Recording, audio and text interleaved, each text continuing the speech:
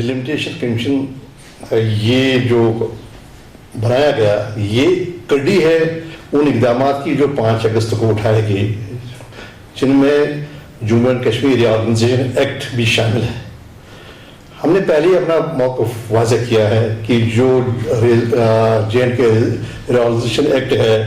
اور جس کی روح سے اس کو ڈاؤن گریڈ کر کے اسٹیٹ کو فریگمنٹ کر کے اس کو یونین ٹیریٹریز میں بانٹا گیا، وہ قابل قبول نہیں ہے، وہ آئین کے مطابق نہیں ہے، بلکہ اس سے آئین کی اور ہمارے جو بنیادی ہمارا جو سٹینڈ ہے اس کی نفی ہوتی ہے۔ تو ہم نے پہلے اس کی مخالفت ہی نہیں کی ہے، بلکہ ہم نے اس کے خلاف سپریم کورٹ میں ایک عرضی بھی داخل کی ہے اور اس میں اصلاح کی ہے کہ جو جموں کشمیر آرگنائزیشن ایکٹ ہے اس کو کالعدم قرار دیا جائے کیونکہ یہ آئین کے منافی ہے۔ ظاہر سی بات ہے جب ہم نے اس ایکٹ کے خلاف ریٹ دائر کی ہے اور اس ایکٹ کے خلاف ہم نے اپنا موقف واضح کیا ہے تو یہ جو اس کی ایک کڑی ہے اس کے ساتھ وابستہ ہونا ہمارے لیے ناممکن ہے۔ اسی لیے ہم نے یہ فیصلہ کیا ہے کہ ہم ایسوسیٹ نہیں ہوں گے، اس کے ساتھ ہم شامل نہیں ہوں گے، اس کے ساتھ ہم کوئی جو میٹنگز وغیرہ جو اجلاس وغیرہ ہے ان کے اس میں ہم شرکت نہیں کریں گے، بلکہ ہم اپنے غیر وابستہ رہیں گے، وابستہ نہیں رہیں گے۔ یہی بنیادی وجہ ہے کہ ہم ڈیلیمیٹیشن کمیشن جو ہے اس کی نفی کر رہے ہیں، اس کے ساتھ واپس نہیں۔ دوسری بات یہ ہے کہ ہمارے یہاں جموں کشمیر میں ہمارے آئین کے مطابق 2026 میں ڈیلیمیٹیشن یا حد بندی کی بات ہونی تھی۔ ہمارے یہاں پر 2026 میں جیسے کہ باقی ملک میں پہلے ہندوستان کے آئین کی، ہندوستان کے قانون کی ترمیم کی گئی، پھر اس کے بعد ہم نے یہاں ترمیم کی اور ہم نے مقرر کیا کہ جو 2021 کا جو سینسس ہوگا، جو مردم شماری ہوگی، اس کے بعد 2026 میں ہم یہاں کی حد بندی کریں گے۔ اور ابھی ملک میں حد بندی نہیں ہو رہی ہے اور یہاں حد بندی کی جا رہی ہے، نیا کمیشن بنایا جا رہا ہے جس کے لیے کوئی ضرورت نہیں ہے اور جو بالکل ایک دوسرے مقاصد کے لیے مرضی وجود میں ہے۔ تو یہی ہمارا موقف رہا اور اسی وجہ سے نیشنل کانفرنس اس سے الگ ہوا اور ہم نے کہا کہ ہم وابستہ نہیں ہو جائیں گے جو ڈیلیمیٹیشن کمیشن بن رہا ہے۔ دیکھیے ہم بالکل غیر مبہم اور واضح ہمارا سٹینڈ ہے، ہم عوام کے ساتھ ہیں، ہم عوام کی سیاسی امنگوں تمناؤں کی ترجمانی کرتے ہیں اور ہم جو 5 اگست کے فیصلے ہیں ان کے خلاف ہیں، ان کی منسوخی چاہتے ہیں۔ کیوں؟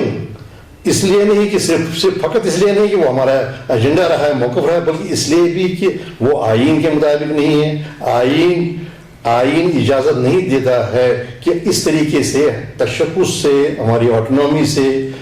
جو خود مختاری ہے، وہ جو ہماری ٹیریٹوریل انٹیگریٹی یا جو ہمارا جو وحدت ہے ریاست کی 3 خطوں پر مشتمل ہے، تو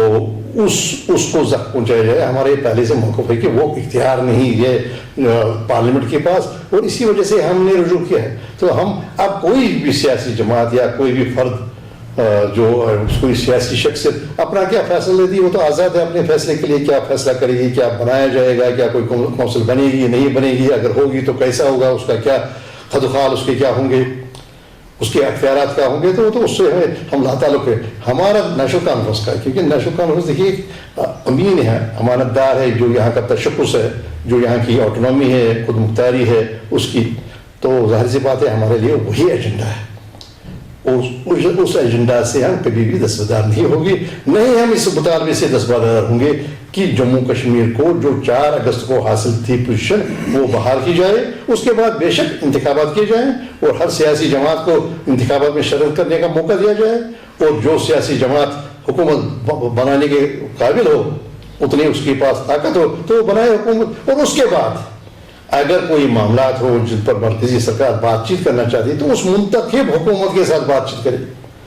ایسے جو غیر منتخب جو کوئی شخصیات ہوں، ہم لگتا نہیں کہ وہ تقاضا پورا کر سکیں جو ایک جمہوری طریقے سے چنی گئی سرکار وہ جو پوری کر سکتی ہے۔ جی نہیں، کوئی بلائے نہیں گئے تھے۔ دیکھیں عمر عبداللہ صاحب 3 اگست 2019 کو دہلی سے گئے تھے، دہلی سے آئے تھے اور تب سے وہ یہاں تھے، پہلے حراست میں تھے اور پھر یہ چند ہفتوں سے وہ حراست سے باہر ہیں۔ تو ظاہر سی بات ہے ان کو اپنی جو نجی مصروفیات تھی ان کی وجہ سے انہیں دہلی جانا تھا اور باضابطہ وہ ایک عام فلائٹ میں چلے گئے، کوئی جہاز نہیں، کوئی جو باتیں ہو رہی ہیں وہ نہیں، ان کو بلایا نہیں گیا، بلکہ وہ اپنی، جس میں ایک تھا ان کا جو کچھ ہیلتھ ایشوز تھے، اس میں جو انہوں نے کہا تو نجی بالکل ایک نجی دورے پر گئے ہوئے دہلی، کوئی اس میں کوئی سیاسی مطلب نکالنے کی ضرورت نہیں ہے.